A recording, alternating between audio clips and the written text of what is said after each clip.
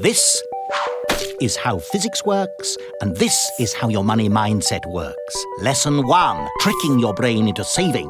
The brain, giver of memories, holder of thoughts, haver of ideas, but funny when it comes to saving money. Saving, spending's unpopular cousin. It takes sacrifice, making it hard to stick to because of constant effort without instant reward. In saving mode, your money mind thinks cumulatively. This comes from the cumulus lobe, located here. For example, I want to save $6,000. By saving $300 a month, in 5 months, I'll have $1,500. But let's implement something called debt mode. This means thinking of saving like repaying a debt.